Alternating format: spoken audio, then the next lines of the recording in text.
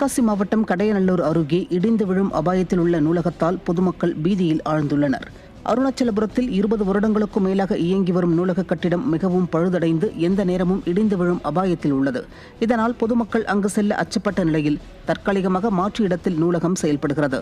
இருப்பினும் தொடர் மழை காரணமாக பழுதடைந்துள்ள பழைய நூலகம் எப்போது வேண்டுமானாலும் இடிந்து விழும் அபாயத்தில் உள்ளது.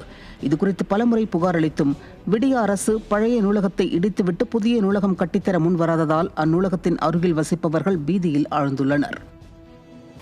விழுப்புரம் மாவட்டம் திண்டிவனம் அருகே காவல் நிலையத்தில் புகார் கொடுக்க வந்தவர்கள் மீதே தாக்குதல் நடத்திய அதிர்ச்சி சம்பவம் அரங்கேறியுள்ளது. ஓங்கூர் கிராமத்தில் நிலப்பிரச்சினை சம்பந்தமாக ஒலக்கூர் காவல் நிலையத்தில் நீலா என்பவரும் அவருடைய சகோதரிகளும் சங்கர், ஆறுமுகம், ஏழுமலை ஆகியோர் மீது புகார் அளிக்க வந்தனர். ஆனால் அந்த காவல் நிலையத்திலோ புகார் அளிக்க வந்த தங்கள் தரப்பையே பெண் காவலர்களும் எதிர்த்தரப்பினரும் தாக்கியதாக பாதிக்கப்பட்டவர்கள் வேதனை தெரிவித்தனர். மேலும் ஒலக்கூர் காவல் நிலையத்தில் புகார் கொடுக்கப்பட்டால் விசாரிக்காமல் புகார்களை தள்ளுபடி செய்வது, வழக்கு பதிவு செய்யாமல் ஒருதலைபட்சமாக செயல்படுவது, பணம் பெற்றுக்கொண்டு செயல்படுவது, கட்ட பஞ்சாயத்து உள்ளிட்ட பல குற்றச்சாட்டுகள் எழுந்துள்ளது. அவங்களுக்கு பத்தி தான் சப்போர்ட் பேசுறாரு. எங்களை என்னன்னு கேட்கல, எங்களை தள்ளி எங்க தம்பி அடிச்சு சேர் மேலதுக்கே உட்கார வச்சார். நாங்கள் தான் கம்ப்ளைண்ட் கொடுத்தோம், எங்களை கேட்கவே இல்லை. அவரு எங்களை கூப்பிட்டு விசாரிக்கல.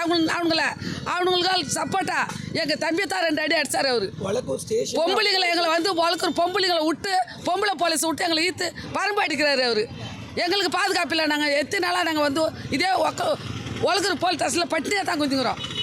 எங்களுக்கு உள்ள நியாயம் கிடைக்கணும், இதுக்குள்ள தீர்ப்பு கிடைக்கணும். எங்களுக்கு எங்கள் உள்ளோட சொத்தை எங்களுக்கு கொடுக்கணும்.